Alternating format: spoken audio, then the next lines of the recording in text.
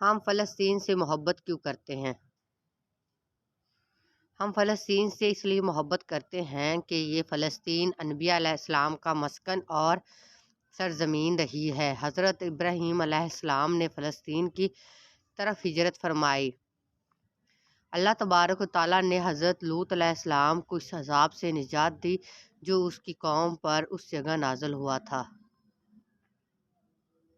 حضرت داؤد علیہ السلام نے اس سرزمین پر سکونیت رکھی اور یہاں اپنا ایک محراب بھی تعمیر فرمایا۔ حضرت سلیمان علیہ السلام اس ملک میں بیٹھ کر ساری دنیا پر حکومت فرمایا کرتے تھے۔ چونٹی کا وہ مشہور قصہ جس میں ایک چونٹی نے اپنی باقی ساتھیوں سے کہا تھا کہ اے چونٹیوں، اپنے بلوں میں گھس جاؤ، جہاں اس ملک میں واقع اسکالان شہر کی ایک وادی میں پیش آیا تھا جس کا نام بعد میں وادی نمل چونٹیوں کی وادی رکھ دیا گیا۔ حضرت زکریا علیہ السلام کا محراب بھی اس شہر میں ہے۔ حضرت موسیٰ علیہ السلام نے اس ملک کے بارے میں اپنے ساتھیوں سے کہا تھا کہ اس مقدس شہر میں داخل ہو جاؤ، اور انہوں نے شہر کو مقدس لیے اس شہر کے شرک سے پاک ہونے والے اور انبیاء علیہ السلام کا مسکن ہونے کی وجہ سے کہا تھا۔ اس شہر میں کئی معجزات وقوع پذیر ہوئے، جس میں ایک کنواری بی بی حضرت مریم علیہ السلام کے بطن سے حضرت عیسیٰ علیہ السلام کی ولادت مبارک بھی ہے۔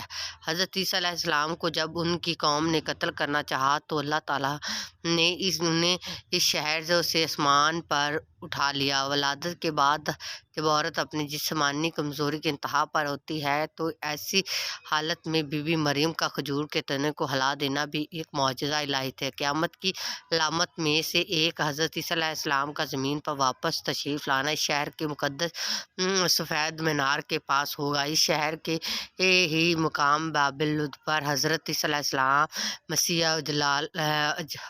دجال کو قتل کرے۔ فلسطین ہی ارض محشر ہے۔ اس شہر نے یجوج ماجوج کا زمین میں قتل اور فساد کا کام شروع ہوگا، اور اس شہر میں وقوع پذیر ہونے والے قصوں میں سے ایک قصہ لوط علیہ السلام اور جو لوط کا ہے۔ حضور پاک صلی اللہ علیہ وسلم معراج کی رات آسمان پر تشریف لینے سے پہلے مکہ مکرمہ سے یہاں بیت لحم فلسطین آ گئے تھے، اور سرکار دو عالم صلی اللہ علیہ وسلم کی دیدار میں نبی کریم صلی اللہ علیہ وسلم نے یہی نماز ادا فرمائی، اور اس طرح سے فلسطین ایک بار پھر نبیوں کا مسکن بن گیا۔ اسلام کے سنہری اور فارونقی میں دنیا بھر کی فتوحات کو چھوڑ کر محض فلسطین کی فتوحات خود سید عمر رضی اللہ عنہ کا چل کر جانا اور یہاں سے جا کر نماز ادا کرنا شہر کی عظمت کو اجاگر کرتا۔ دوسری بات ان معراج کی رات بروز جمعہ 27 رجب کو صلح حدیبیہ کے ہاتھوں سے صلاح الدین ایوبی اس شہر کا دوبارہ فتح کیا، اور اس میں ایک نشان فلسطین کی عظمت کا اندازہ اس سے بھی لگایا جا سکتا ہے کہ یہاں پر